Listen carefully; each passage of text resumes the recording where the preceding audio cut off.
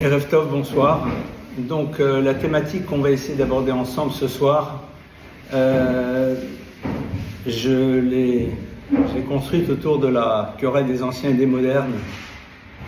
Quel est le regard au fond que la Torah nous propose sur l'univers dans lequel nous nous trouvons actuellement et plus particulièrement par rapport à ce que l'on appelle l'univers des nouvelles technologies. Alors pourquoi j'ai choisi ce sujet ce soir ? La semaine prochaine, Bezrat Hashem, nous allons rentrer en plein dans la fête de Hanouka. Hanouka, c'est donc une fête particulière dans laquelle on va célébrer, si je peux m'exprimer ainsi, la victoire des Maccabim contre l'envahisseur assyro-grec, avec ce symbole très fort donc de cette lumière qui va être réallumée à l'intérieur du temple de Jérusalem.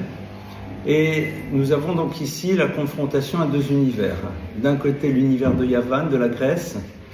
Yavan, la Grèce, au fond, représente à ce moment-là de l'histoire le monde de l'intelligence, le monde de la découverte, le monde de ce qu'on appelle aujourd'hui de la science, des arts. Yavan, la Grèce, c'est véritablement le point de référence, même si par la suite, la Grèce va être dans une réelle décadence. Et donc, on a ici confrontation entre deux civilisations, deux modèles différents, et tout au long de l'histoire, Yavan, ce qu'il représente, va se confronter à Israël, et ce qui va être intéressant, c'est de savoir qu'est-ce qu'Israël a à dire par rapport à ce que Yavan lui propose. Et on va commencer donc avec ce qui est aujourd'hui véritablement ce qu'on appelle une révolution ensemble sur justement ce qui va se jouer dans cette confrontation entre ces deux univers et plus particulièrement aujourd'hui. Alors tout d'abord rappelons ce texte du Zohar qui nous dit que à l'époque que l'on peut identifier comme étant les années 1840-1850, c'est quelque chose que j'avais déjà évoqué avec vous, s'ouvriront les portes de la sagesse du bas pour retrouver la sagesse du haut. Le Zohar nous donne une date au niveau Le Zohar nous donne une date au niveau d'une date juive, et quand vous faites la correspondance, ça correspond plus ou moins à ces années-là, ces années dans lesquelles donc en effet va émerger véritablement le savoir, la science qui va créer cette accélération jusqu'au moment où nous nous trouvons aujourd'hui. Avant de rentrer dans les enjeux, il faut bien d'abord se poser la question de savoir quel est le rapport que la Torah a avec le monde de la science. Quel est le rapport que la Torah a avec le monde du savoir ? Il est fondamental. En effet, nos maîtres nous disent, et le Gaon de Vilna le développe longuement, que cette fameuse menorah, justement, ce chandelier à 7 branches, qui était à l'intérieur du sanctuaire, à l'intérieur du temple, représente les 7 sciences primordiales qui sont nécessaires pour pouvoir appréhender, comprendre l'univers. Entre autres, les mathématiques, la musique, la physique. C'est intéressant de voir les différentes sciences qui sont citées. Mais le Gaon de Vilna va plus loin, il va dire que l'absence de connaissance dans ces domaines est une forme de profanation du nom de Dieu. Pourquoi ? Parce qu'à travers la science, tu découvres la beauté du monde dans sa complexité et quelque part ça te renvoie à la génialité du Créateur. Donc au fond, la science, parce qu'elle te permet de décrypter le monde dans lequel tu te trouves, non point à travers le pourquoi mais le comment, va te permettre de mieux appréhender la grandeur de celui qui en est à l'origine. Donc c'est la raison pour laquelle elle a sa raison d'être, elle est fondamentale et nous devons en effet lui donner la place qu'elle doit avoir. Néanmoins, la discussion que l'on va avoir, c'est à partir du moment où la science crée ce que l'on appellerait une technologie, c'est-à-dire on va passer du char à bœuf à la voiture, à l'avion, il y a autre chose, s'interroger sur le plus que va t'apporter un élément par rapport à ce qu'il te retire. Et en effet, c'est une Mishnah qui est connue, qui va nous dire la chose suivante. Elle est basée sur un verset qui nous dit la chose suivante. Ceux qui décident d'être moshel, c'est-à-dire d'être dans la maîtrise de leur existence, diront allons bo'u cheshbon et faisons littéralement un calcul, c'est-à-dire essayons d'analyser les choses pragmatiquement, de manière presque mathématique. Qu'est-ce que nous font gagner certaines choses par rapport à ce qu'elles nous font perdre et réciproquement. Alors là-bas, on parle aussi de l'univers des interdits par rapport à l'univers des obligations, ce qu'on appelle les mitzvot, les commandements positifs, et l'univers des averot, des commandements, je n'ai pas envie de dire négatifs, mais des interdits. Elle nous dit réfléchis ce que te fait gagner une transgression, donc ça veut dire qu'elle te fait gagner quelque chose, clairement, par rapport à ce qu'elle te fait perdre, et qu'est-ce que te fait perdre un commandement positif par rapport à ce qu'il te fait gagner par ailleurs. C'est intéressant de voir que ici, la Torah nous amène à dire si tu veux être moshel, c'est-à-dire si tu veux être celui qui a la maîtrise des choses. Quelqu'un qui est moshel, c'est quelqu'un qui maîtrise les choses, d'accord? Qui ne se laisse pas déborder par elles. Eh bien, qu'est-ce qu'il doit se dire? Allons et faisons et ayons une réflexion presque mathématique dans la relation que nous allons avoir à l'univers et de manière plus particulière par rapport à ces différents commandements que la Torah nous a donnés. Qu'est-ce que je gagne? Qu'est-ce que je perds? Qu'est-ce que ça m'apporte? Et quelle sera la toxicité de la chose? Ce qui est intéressant de voir, c'est qu'on n'invalide pas le bénéfice d'une chose, mais on le met en phase avec la toxicité qu'il véhicule. C'est-à-dire que la toxicité d'un élément n'enlève en rien la dimension positive qu'il a. Qu'est-ce que ça te fait gagner? Donc ça te fait gagner, ça t'apporte quelque chose. Maintenant, sois dans cette réflexion. Or, notre rapport à la technologie, il est exactement là. Il est de nous dire, oui, il y a une réalité, mais si nous voulons être dans la maîtrise de la chose, puisque c'est une réalité qui est présente, d'accord? Ce n'est pas nous qui allons décider si elle est là ou pas, elle est, puisqu'elle émerge à travers le monde de la recherche et le monde qui est autour de nous. Donc c'est quelque chose qui nous est proposé, elle est présente. Maintenant, Hamoshlim, voulons-nous être moshel, c'est-à-dire être ceux qui dirigent, qui maîtrisent pleinement leur existence, et donc la relation que nous allons avoir avec les choses va être avant tout dans ce calcul à avoir. Intéressant de voir que à aucun moment on nous demande d'évacuer une réalité puisqu'elle est, mais la première question qui est la suivante, est-ce que je veux être moshel, c'est-à-dire quelqu'un qui est dans la maîtrise, qui est capable d'être celui qui dirige, et donc intéressant de voir que les discours invalidants n'ont pas lieu d'être. Parce que la meilleure manière à un moment de mettre de côté quelque chose qui peut être toxique, c'est de se focaliser exclusivement sur sa toxicité et ne pas faire du tout émerger les dimensions positives que cette chose peut avoir. Comme ça au moins c'est va des rétro satanas, tu n'y vas pas, salut tout le monde. Or là, non pas du tout. On te dit même sur une transgression, ça t'apporte quelque chose. Je raconte pas des histoires évidemment, ça t'apporte quelque chose. Il y a une réalité que tu ne peux mettre de côté. Maintenant, voilà donc l'état d'esprit avec lequel nous allons appréhender le rapport que nous allons avoir avec ce qu'on appelle la modernité.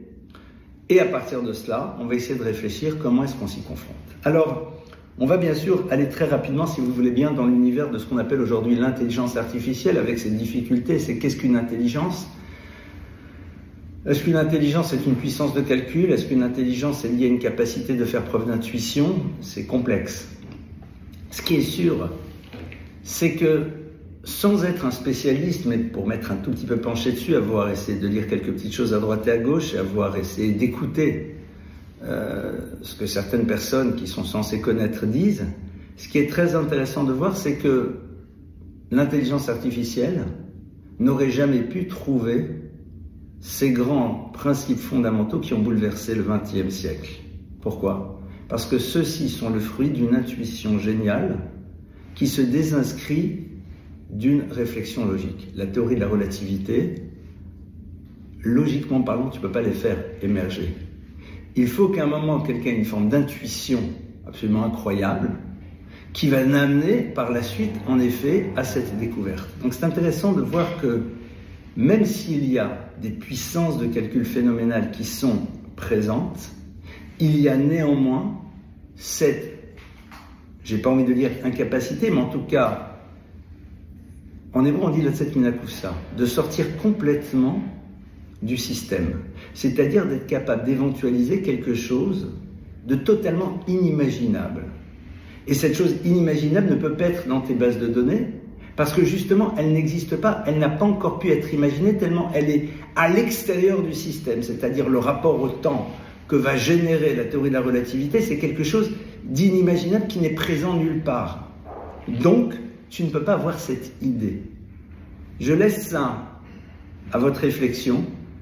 En tout cas, ça va être déjà peut-être un premier point qui va être passionnant. C'est-à-dire je me retrouve face à un élément qui est d'une puissance incroyable, mais peut-il imaginer l'inimaginable? Peut-il sortir totalement du système? Donc c'est-à-dire se désinscrire de la totalité des données qu'il a et pour créer quelque chose d'absolument inimaginable. Au passage, est-ce que l'IA peut prédire l'histoire du peuple d'Israël, qui est inimaginable?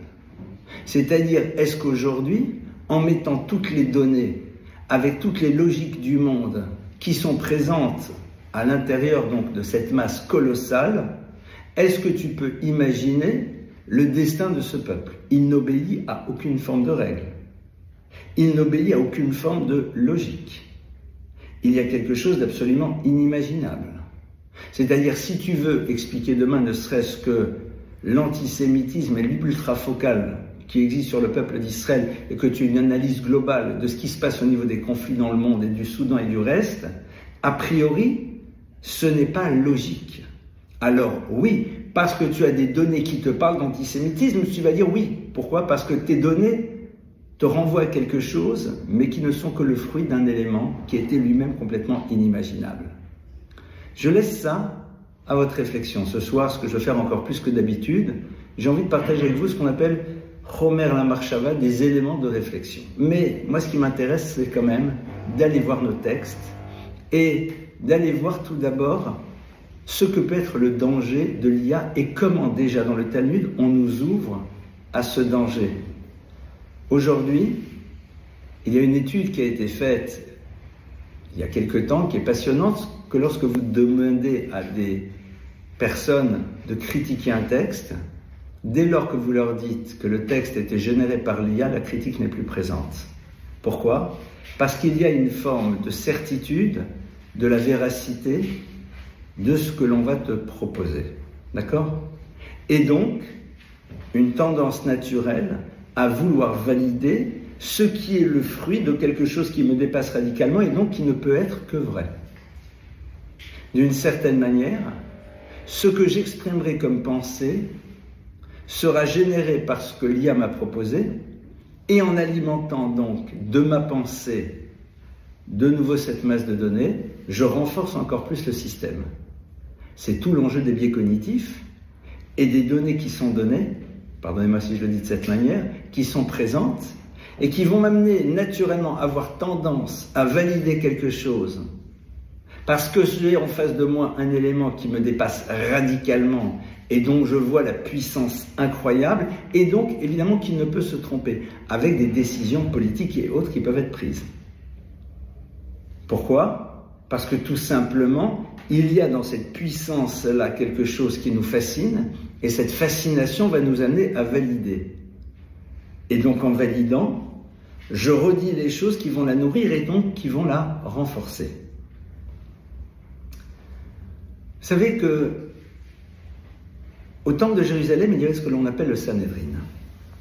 Le Sanhédrin, c'était le grand tribunal qui jugeait.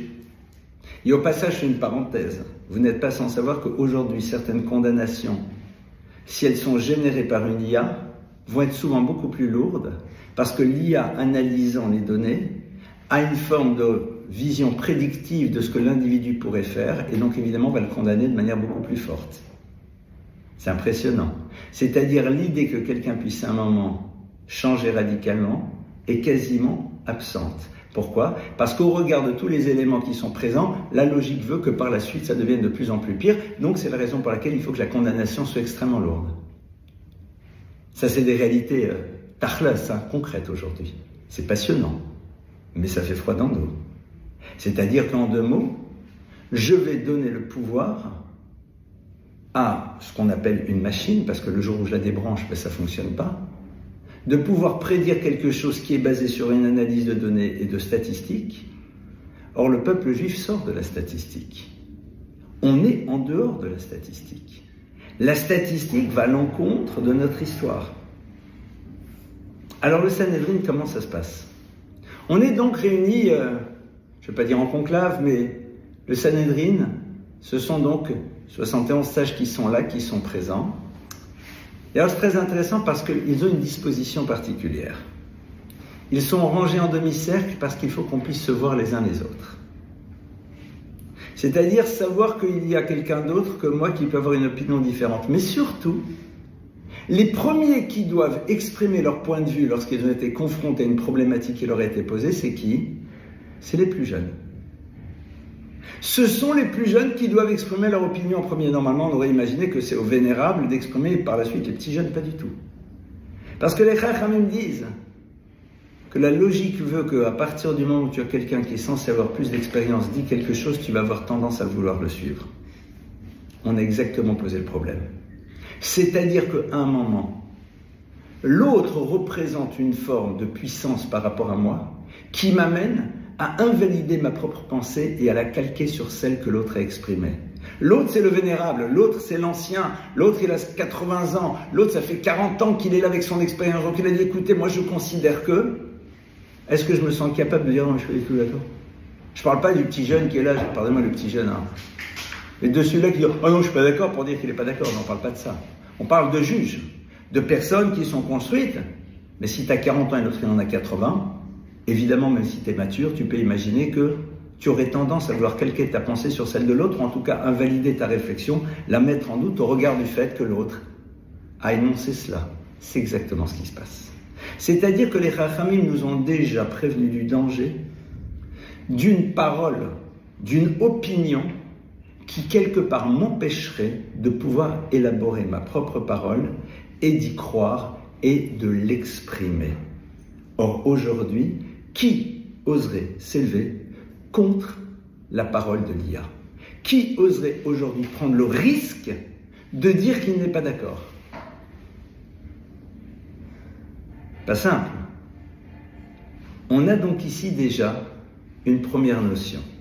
C'est-à-dire que le rapport que nous allons avoir avec l'intelligence artificielle, c'est exactement le contraire de ce qu'on nous propose de faire à l'intérieur d'un système dans lequel tout le monde est sachant, mais quelqu'un peut s'imaginer, à juste titre, que l'autre est plus sachant que lui et que donc il doit mettre de côté sa propre réflexion, voire même les Chachamim nous disent, à partir du moment où la parole de l'ancien est donnée, le plus jeune va non seulement calquer, mais va décider d'attendre la parole de l'ancien pour dire sa propre parole à lui. C'est-à-dire, en deux mots, il ne sera que le copier-coller d'une parole qui était exprimée par celui qui symbolise la toute-puissance du savoir. C'est la raison pour laquelle c'est eux qui parlent en dernier.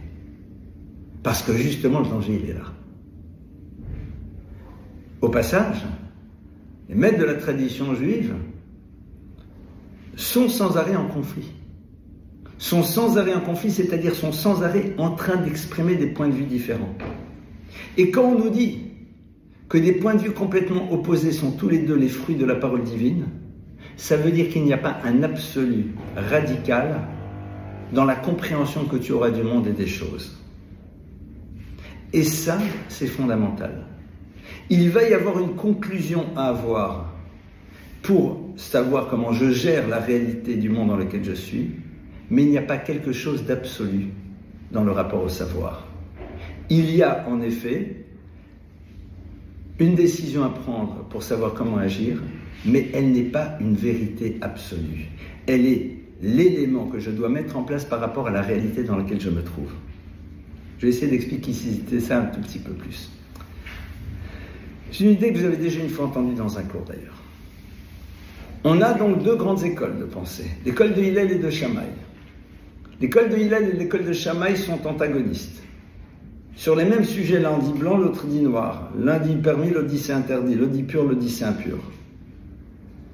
Et le texte nous dit que la loi va être comme l'école de Hillel, mais Elou velo divrei Elokim Chaim, mais la parole des deux est vraie. Attends, c'est blanc ou c'est noir? C'est pur ou c'est impur? C'est permis ou c'est interdit? Il faut savoir ce qu'on veut. Non, non, tout ça c'est la parole de Dieu. Seulement c'est la parole de Hillel qui est retenue. Pourquoi? Parce que Hillel c'est celui qui a un modèle de fonctionnement dans lequel le principe d'altérité est plus développé que celui de Shammai, et donc c'est la raison pour laquelle sa parole est celle dont on a besoin dans un monde dans lequel l'altérité doit être au centre, pardonnez-moi. C'est intéressant. Ça veut dire qu'au fond, je ne sais pas si je suis dans le vrai, mais je suis dans une parole qui correspond à ce que je dois vivre.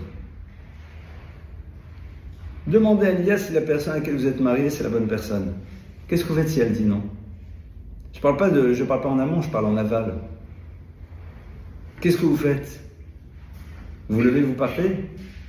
Parce qu'aujourd'hui, ça va se mettre en place. Tu fais le descriptif exact de la personne qui est en face et tu demandes est-ce que tu crois que c'est compatible avec moi? Elle va dire non, même pas en rêve. Chérie, je suis désolé, mais divorce par IA mutuel. D'accord? Il y a le consentement mutuel. On fait quoi? Ce qui m'intéresse, c'est de savoir qu'est-ce que je fais dans ma réalité et non pas de quelque chose qui est un absolu. Si dans l'absolu, ça ne correspond pas, je m'en moque. Parce que justement, l'absolu n'existe pas. Parce qu'on peut dire pur et impur, parce qu'on peut dire permis et interdit. Ce qui est important, c'est dans la réalité qui est mienne, qu'est-ce qu'on doit faire exister. Et ça, c'est en effet l'enjeu de la confrontation qu'on va avoir avec ce système. L'autre élément qui va être très intéressant, sur lequel il y a lieu de réfléchir, c'est que l'IA émerge à une époque dont on dit qu'elle est pré-messianique. En tout cas, une époque qui est extrêmement bouleversante, une époque dans laquelle un 7 octobre peut arriver dans toutes les sociétés quelles qu'elles soient, un monde dans lequel la guerre basique pour le contrôle des territoires qui nous semble être mise de côté réapparaît, un univers dans lequel les capacités que l'on a de faire du mal sont devenues absolument incroyables, ne serait-ce qu'à travers l'utilisation des réseaux pour détruire un monde et à travers tout ce qui existe de manière concrète. Donc ce qui est sûr, c'est que on est dans une époque surprenante. L'époque du Mashiach, vous vous rappelez, une fois je vous avais dit dans un cours, que la valeur numérique du mot Mashiach, c'est la même valeur numérique que le mot Nachash qui veut dire le serpent. Le serpent et le Mashiach, même valeur numérique, 358. Mashiach, même 40, Shin 300, Yud 10, Chet 8, 358. Nachash, Nun 50, Chet 8, Shin 300, 358. Cette valeur numérique qui est identique, elle nous renvoie à quoi? Elle nous renvoie au fait que ce que l'on appelle le Nachash, le serpent à la base, nous dit le texte, était debout sur ses deux pieds. Et il était là pour servir l'humain aussi bien dans sa nécessité de se nourrir que dans la manière dont il allait l'aider à vivre son quotidien. Intéressant. Intéressant de voir qu'au fond, le Nachash, c'est un élément nécessaire à l'humain, mais pour permettre à l'humain de se consacrer à ce que doit être sa mission dans l'univers. Et on nous dit que le Nachash, donc, est une nécessité au monde, et qu'il doit être présent à l'époque du Mashiach, mais à l'époque du Messie, il va prendre la forme de celui qui a complètement amené l'humain à faillir à sa mission. Pourquoi? Parce que lorsque le Nachash, le serpent, va voir l'humain, et qu'il veut justement l'amener là où lui veut l'amener, il va lui dire, transgresse, consomme de l'arbre de la connaissance du bien et du mal, et vous serez à l'image de Dieu, c'est-à-dire, vous allez pouvoir créer de nouveaux univers à travers Koach Hadimayon, la force de l'imaginaire. C'est-à-dire qu'au fond, l'enjeu de notre époque, c'est en effet la confrontation à Nachash, dont la fonction première est de servir l'individu, mais qui va pouvoir l'amener à créer des univers imaginaires pour ne pas remplir les missions qui sont les siennes. Et si on réfléchit, c'est un petit peu l'enjeu de ce qui se passe. C'est-à-dire que la technologie, pour la Torah, c'est un élément qui est là pour être au service de l'humain, pour le débarrasser d'un certain nombre de tâches, mais pour lui permettre de se recentrer sur quoi? Sur ce que doit être sa mission, c'est-à-dire créer de lui une version améliorée, lui apprendre à se conjuguer au plus que parfait, et renforcer son lien avec le Créateur et le révéler dans l'univers. Mais il va pouvoir me créer un monde de Dimayon, un monde d'imaginaire. C'est-à-dire, je vais pouvoir me projeter dans quelque chose d'imaginaire de manière permanente, et donc, je ne pourrai plus me recentrer sur ce que doit être mon travail essentiel. Donc le Nachash au fond dit, j'arrive pour te servir, je suis là pour te donner ce dont tu as besoin, donc ça c'est génial, mais je prends le pouvoir, et je t'amène maintenant à te faire découvrir d'autres choses. C'est que non seulement je suis là pour te servir et t'apporter, mais je suis là aussi pour t'aider, entre guillemets, à créer une projection dans un monde de fantasmes et d'imaginaires qui va t'empêcher de faire ce travail essentiel, voire même qui va t'amener à mettre de côté l'idée du divin, et plus que cela, à mettre de côté l'idée que ta vie maintenant, ça va être dans le rapport à toi, une construction intérieure, une transformation. C'est intéressant. C'est intéressant de voir que justement, il réapparaît avec le Mashiach, c'est-à-dire que ça sera un des enjeux. Alors, évidemment, la question va être de savoir, tout d'abord, quels sont les points sur lesquels nous devons travailler par nous-mêmes au niveau du handicap que peut créer l'IA. C'est-à-dire, je ne suis pas du tout dans la vision économique, même si aujourd'hui je rencontre quelqu'un qui me dit qu'il a annoncé aux personnes de son entreprise, qui n'est pas une petite entreprise, que dans les 10 ans qui arrivent, il ne recrute plus personne. Il vire personne, ne recrute plus. Il va falloir que vous appreniez à utiliser l'IA pour pouvoir aujourd'hui faire tout ce qu'on va avoir besoin sans avoir besoin de recruter. C'est passionnant ce qui est en train de se passer. Je mets de côté la problématique économique. Je mets de côté la problématique des fake news. Je mets de côté tout ce qui peut se jouer au niveau des manipulations à tous les niveaux. On va mettre ça de côté. C'est-à-dire que ça, je n'en ai pas la maîtrise. Sur ça, je n'ai pas de maîtrise. Donc quel est le travail que moi, en tant que petit juif, je vais devoir faire face à ça? Alors la première chose, c'est évidemment vous convaincre, c'est pas mon modèle, hein, vous convaincre, mais why not, de l'importance du Shabbat, déjà. C'est-à-dire du moment dans lequel on débranche.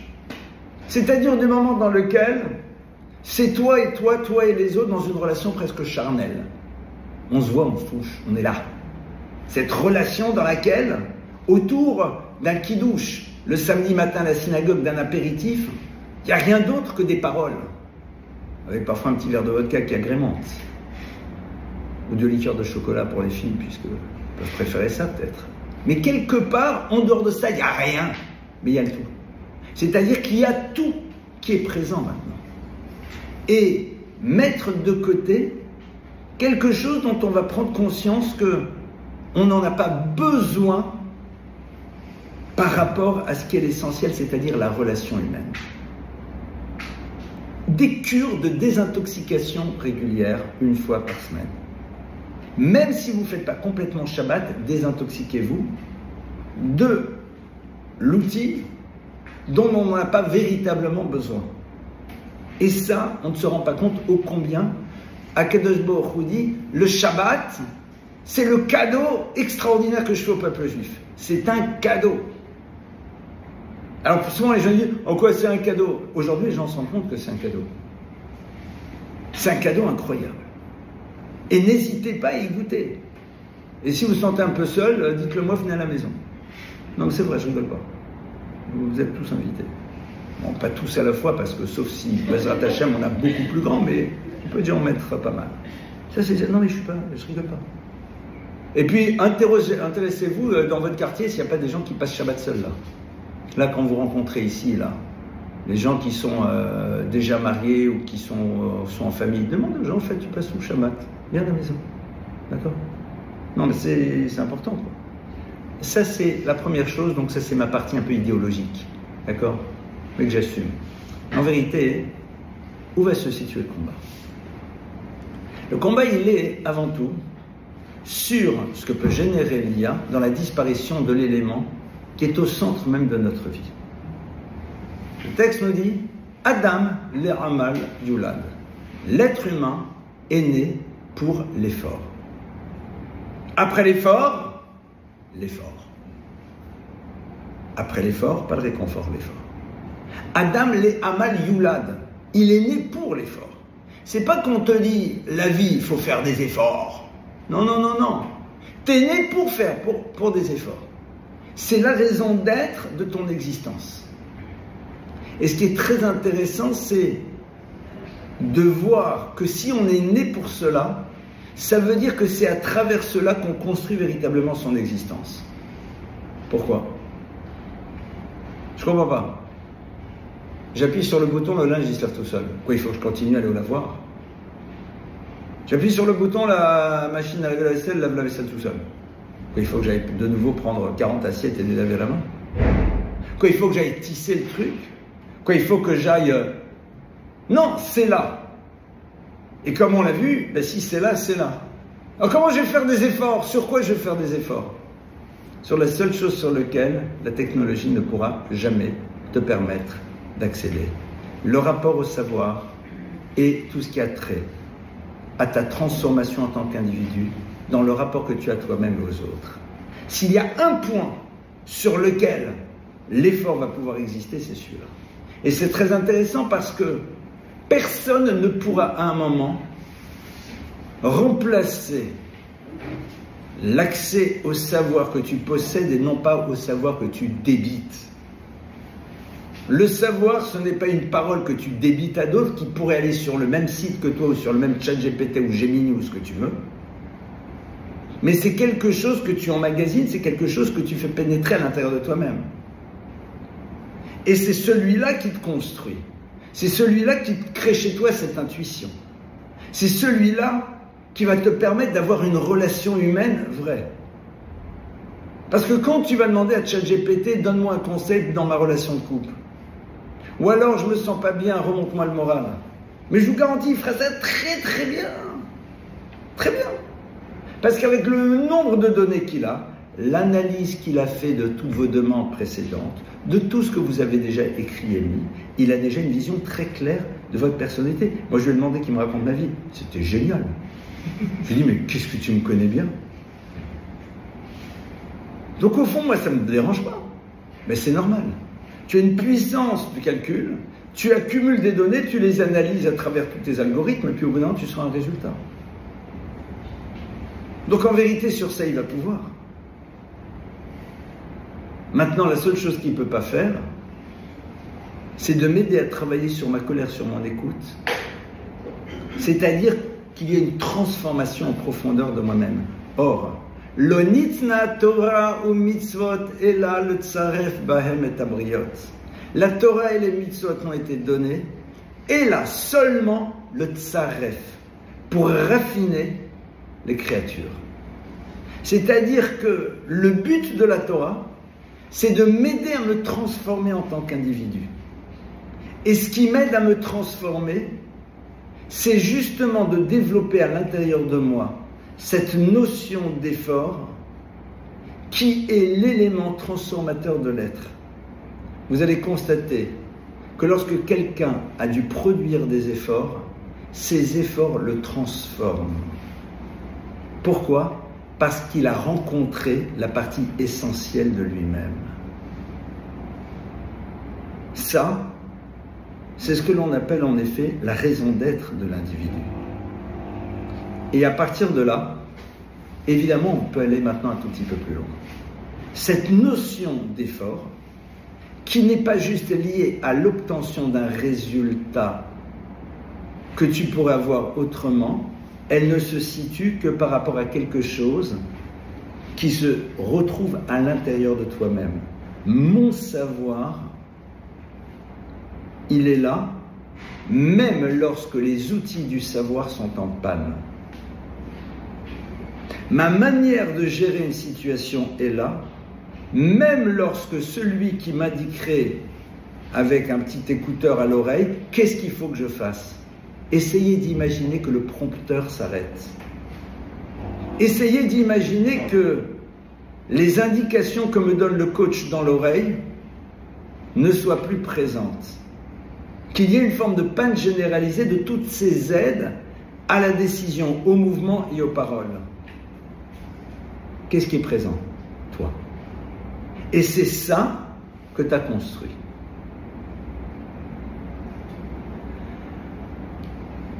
Où est-ce qu'on voit ça ? On voit ça à travers une idée que vous connaissez déjà, que j'ai déjà évoquée sans doute une fois dans ce cours. C'est que l'enfant, lorsqu'il est porté pendant les 9 mois dans lesquels il va grandir dans le ventre de sa mère, eh bien, le texte nous dit qu'il est porté dans un lieu qui s'appelle le Mekor. Mekor, traduction médicale, ça serait l'utérus, mais en vérité, c'est pas le bon mot, puisque Mekor, ça veut dire source, racine. Et le mot Makor, qui veut dire racine, source, il a la même valeur numérique qu'un autre mot, qui est le mot Ratson, qui veut dire volonté. Ça veut dire que la source de l'existence se situe à l'intérieur d'une volonté qui n'est pas quelque chose qui est dicté par une nécessité d'existence, mais par ce dont je suis convaincu profondément. Pourquoi voulez-vous que j'exprime une volonté quelconque pour accéder à quelque chose, alors que l'accessibilité de cette chose est d'une facilité déconcertante? Je n'ai pas besoin de développer une quelconque forme de volonté, puisque de toute façon, cette chose va venir à moi dans une facilité déconcertante. Or, ce qui révèle ta volonté, c'est l'effort que tu vas faire.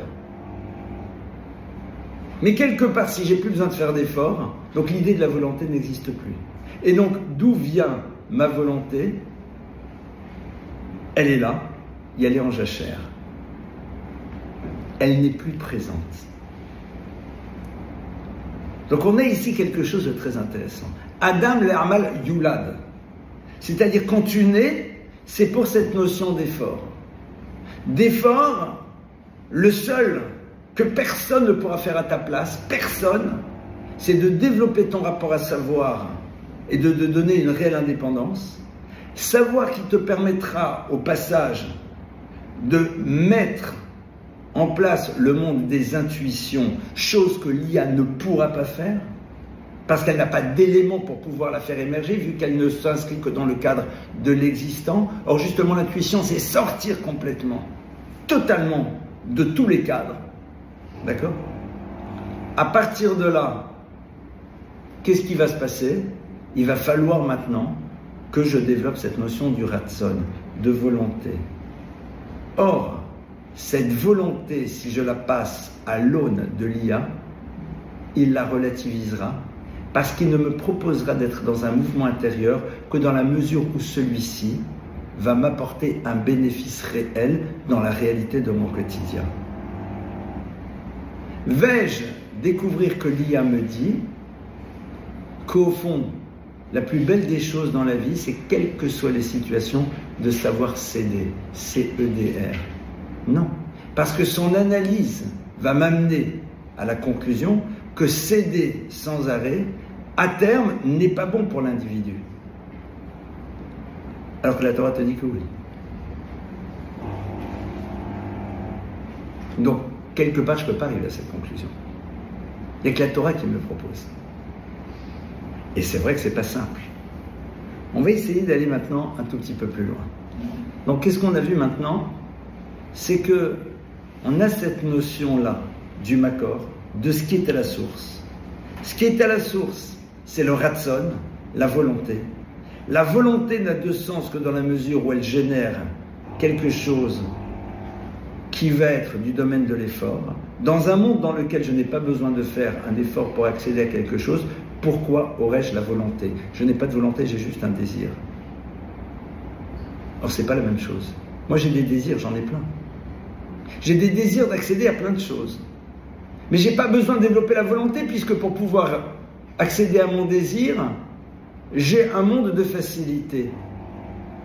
Donc, quelque part, cet élément-là est en jachère.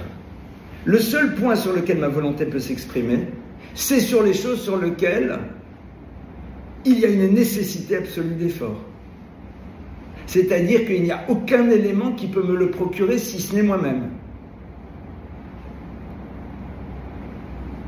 C'est pour ça qu'il va falloir mettre de côté le mot « je veux » et plus faire arriver le mot « je désire ». Je désire telle chose, et donc elle arrive. Et facilite-moi la possibilité d'accéder à mon désir.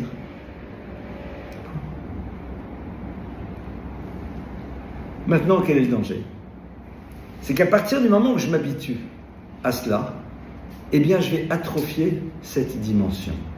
Je vous rappelle que le cerveau, qui va être un lieu dans lequel on va connecter cette idée de volonté et tout le reste, c'est exactement le contraire d'un verre. Un verre, moins tu le remplis, plus tu peux le remplir. Plus tu le remplis, moins tu peux le remplir. Cette notion de cerveau, de réflexion, de tout ce qui va autour, c'est le contraire. Moins tu remplis, moins tu pourras remplir. Moins tu développeras cette notion de volonté, moins tu en auras.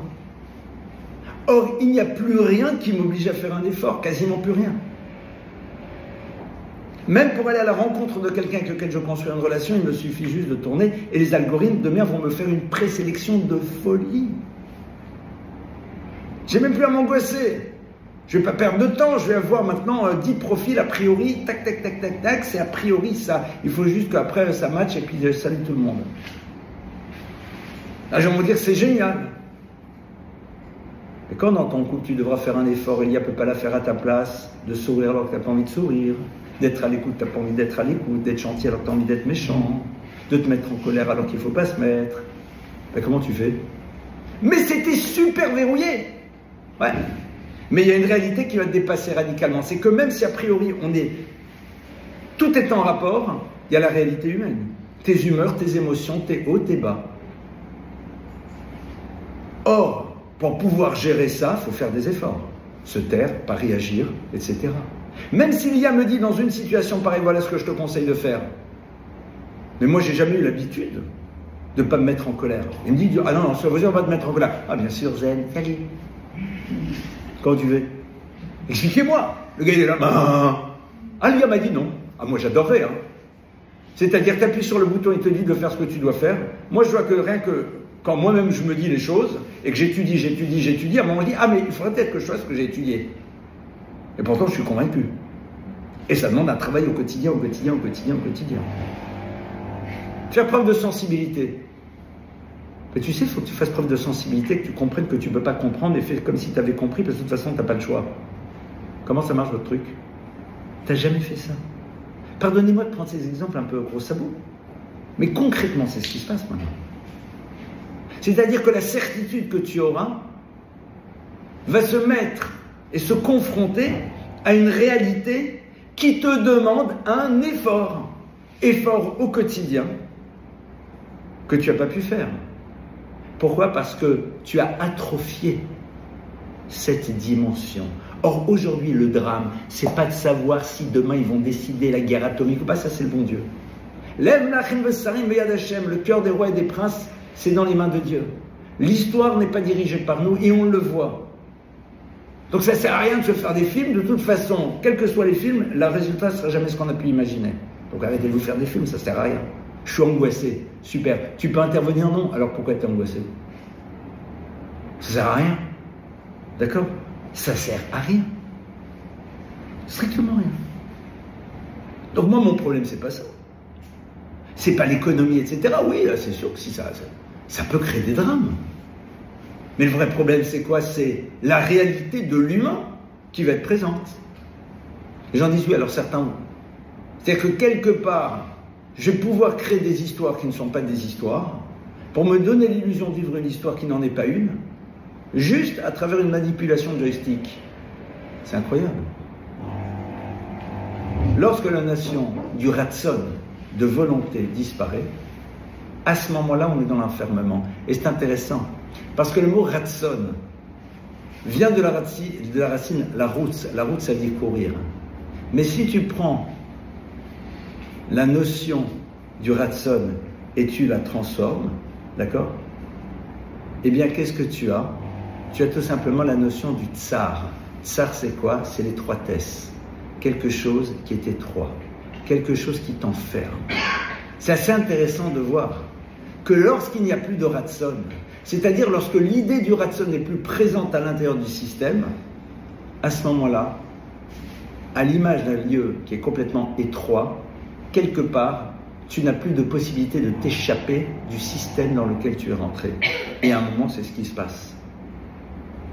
C'est ce qui se passe.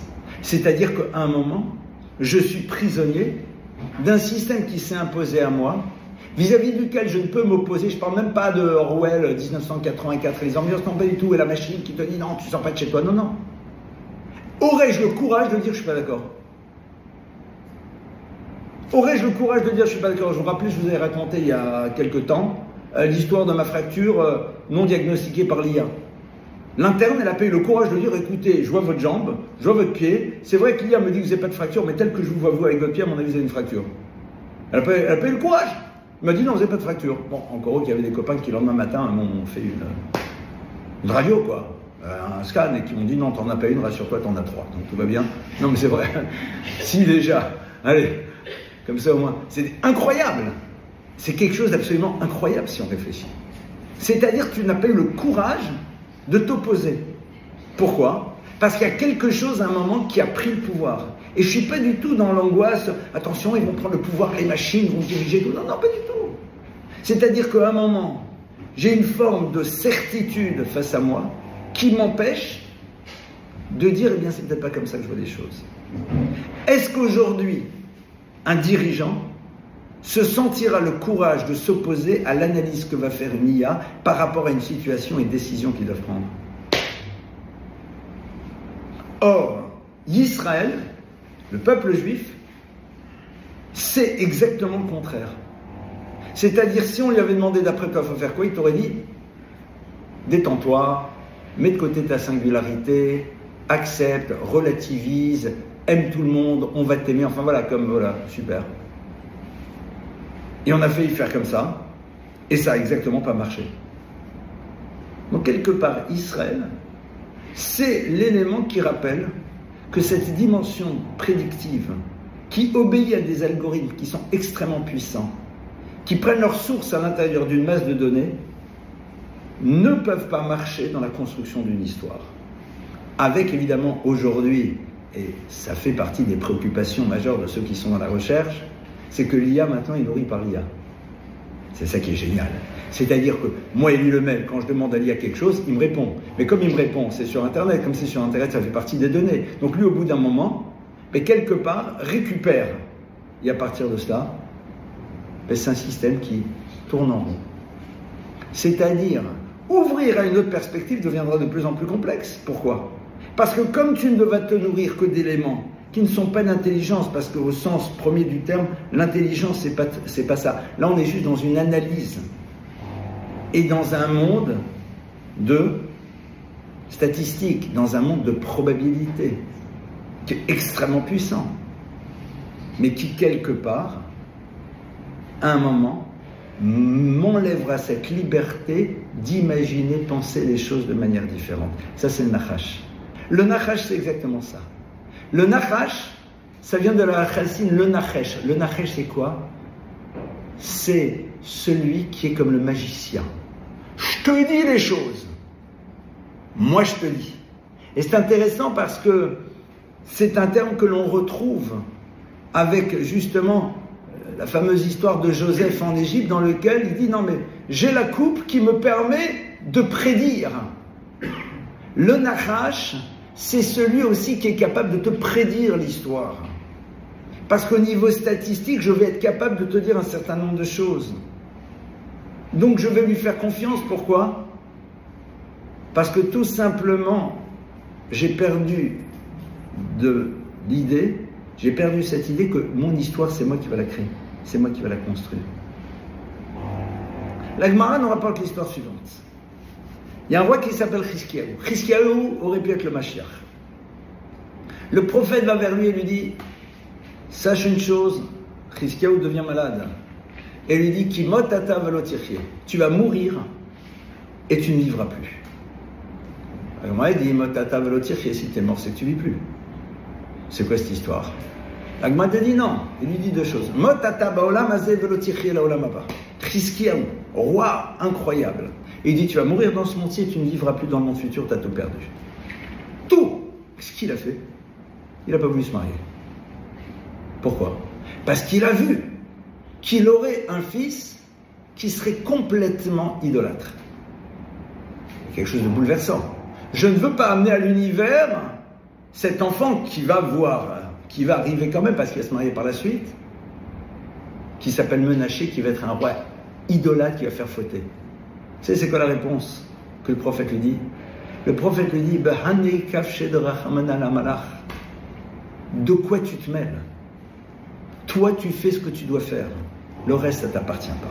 C'est-à-dire qu'aujourd'hui, on t'a dit, mais attention, le futur, ne se construira que si tu fais ça et ça, ou tu ne fais pas ça ou ça. C'est ce que Chizkiyahu il fait.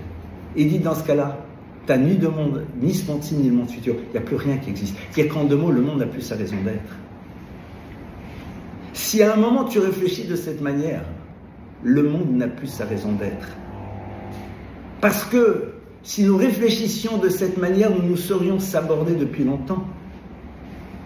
Parce que pour assurer le futur, a priori, la meilleure manière d'assurer le futur du peuple juif, c'est de mettre de côté tous nos fondamentaux, toutes nos valeurs, et de nous inscrire dans ce que l'univers attend de nous. De mettre de côté toute forme de revendication et se dire, au fond, qu'est-ce qu'on a besoin d'une terre, puisque ailleurs on a dit qu'on va nous aimer, on s'en fout. Quelque part, c'est ce que la logique voudrait. Si c'est ça, terminé. Toi, tu as quelque chose. Dieu t'a dit, tu dois te marier, tu dois avoir des enfants. Après, il faut que tu puisses te marier, avoir des enfants, mais ça c'est autre chose. Très bien, ça c'est ce que tu dois faire. Ah, mais la logique m'amène à savoir, et je sais, donc quelque part une dimension prédictive. Le Nachash, c'est le Nachesh. C'est celui qui dit, je vais te raconter l'histoire. Et donc comme je vais te raconter l'histoire, donc je te fais imaginer ce que va être le futur, donc c'est la raison pour laquelle tu dois faire ceci, ceci ou cela. Vous imaginez un petit peu? Et ça, c'est ce qu'on va rencontrer en effet à l'époque du Mashiach. Dernier élément que je voulais partager avec vous sur cette idée, c'est que lorsque l'on parle d'intelligence artificielle, on a vu qu'il va y avoir cette disparition de cette notion de ratson, de volonté, et de cette idée même d'effort, d'accord, cette notion de amal, cette notion d'effort, en tout cas elle va disparaître de plus en plus. La question elle est de savoir qu'est-ce que les Chachamim m'ont dit quand ils disent que les amal yulad, t'es né pour l'effort. Qu'est-ce qu'on est en train de dire? Alors, on va dire, mais ça va pas. Parce que Adam, au jardin d'Éden, il n'est pas censé faire des efforts. Le jardin d'Éden est décrit comme étant une forme de nirvana absolu dans lequel il est là, tout arrive. C'est pas totalement vrai. Regardez les versets. Dans les psukim, dans les versets, il y a marqué que Dieu l'a mis dans le jardin d'Éden, le Ovda ou le Shomra. Le Ovda pour le cultiver ou le Shomra pour le garder. Question évidente. Cultiver quoi puisque tout est là? Shomra quoi? Garder quoi puisqu'il n'y a personne de qui tu dois le garder? Donc vous êtes d'accord, quand vous lisez le verset, vous dites, mais ça ne veut rien dire. Ils disent nos maîtres, évidemment. Le Ovda ou le Shomra, le Ovda c'est pour développer ce qu'on appelle l'accomplissement de la volonté du Créateur dans l'acte positif, le Shomra pour se préserver de ne pas transgresser. Ça veut dire quoi? Ça veut dire qu'au fond, la Torah te dit que tu es dans le cirque de l'univers, dans lequel tu as une nécessité de faire ce qu'il faut pour survivre au quotidien. Mais la partie essentielle, elle n'est pas là. Toute notre difficulté, c'est qu'aujourd'hui, on va se retrouver en focale sur ce qu'est le cadre et oublier ce que l'on doit mettre dans le cadre. La finalité de ta vie, c'est pas un cadre. Le cadre, c'est une nécessité. C'est comme les gens, vous leur dites, qu'est-ce que tu veux créer? Je crée une maison sympathique avec un mari gentil, mais on est tous pauvres. Ça, c'est un cadre. Tout le monde veut le même cadre. Mais qu'est-ce qu'on fait une fois que le cadre est là? Or aujourd'hui, le cadre va arriver de plus en plus vite. Parce que tu as besoin de faire de moins en moins d'efforts pour qu'il soit présent. Le Ovda ou le Shomra. C'est-à-dire réaliser qu'il y a un travail à faire pour accomplir ce que Dieu attend de l'individu, ou le Shomra est pour se préserver. Mais qu'est-ce que Dieu attend de nous? Réfléchissez. Mettez-vous dans la peau d'un juif ultra-orthodoxe, fanatique, comme moi. D'accord? Ah, je vais faire ce que Dieu veut. Je regarde le livre. Le matin, je me lève. Bon, comme tout le monde, tu prends une douche, voilà, tu brosses les dents, normal. Après, ah ouais, super, je dois mettre les téphilines. Ah, super. Bon, maintenant que je les ai mis, je prie. Combien de temps ça va me prendre? Une demi-heure, 3/4 d'heure? Après, c'est quoi la chimie sur la main? Vous n'avez pas un petit truc, une petite dose de religion à mettre là? Moi, j'en trouve pas. Juste si tu manges, je fais une bénédiction, ça va prendre à peu près 20 secondes. Et après, il n'y a pas un petit truc, non, un petit rituel, une petite ambiance. Hein. Parce que après, je bossais. Voilà, on prend 10 minutes pour étudier une Mishnah. Bon, j'ai étudié. Ça s'arrête là. Alors, qu'est-ce que je dois faire? La partie essentielle. Tout ce qui a trait à la relation à l'autre. Et ça, depuis le moment où tu te lèves jusqu'au moment où tu vas dormir, tu vas devoir faire ce travail. Raffiner ton regard. Transformer ta manière d'appréhender une situation. Travailler sur ton écoute, sur ta colère, sur ta sensibilité, sur juger positivement. Et ça, il n'y a pas de limite. Ça, c'est une action positive. Ou le chambra. Et de se préserver de la transgression. Quelle transgression? De quelle transgression?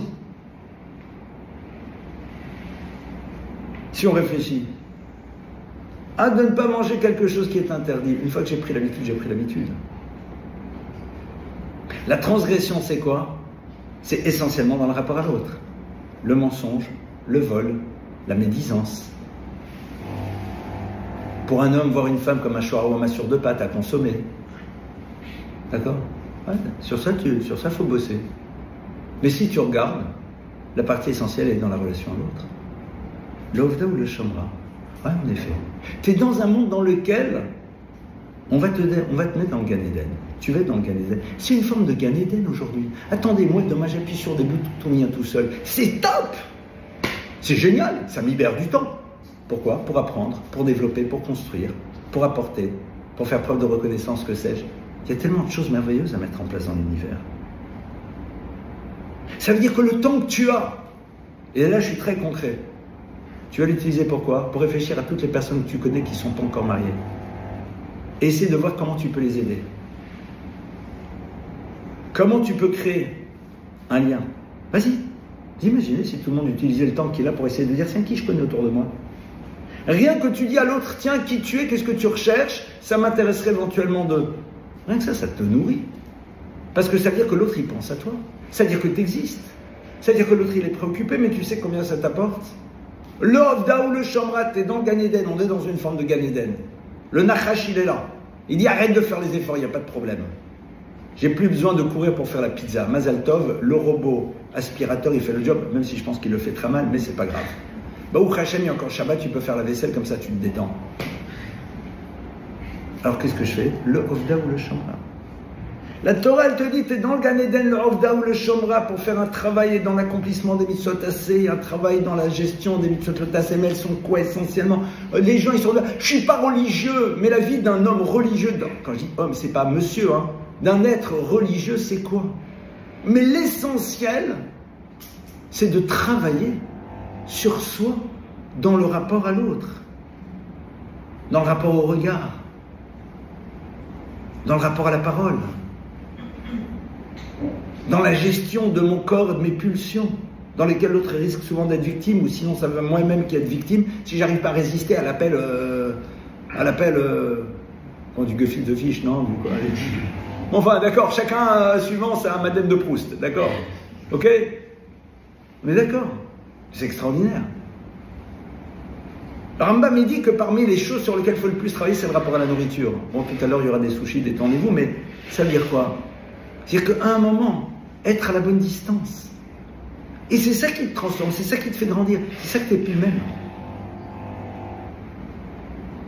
Voilà quelques pistes de réflexion sur la manière dont peut-être la Torah nous propose d'appréhender le rapport à ces nouvelles technologies qui sont là et sur lesquelles maintenant on va peut-être poser un regard légèrement différent. Merci pour votre écoute.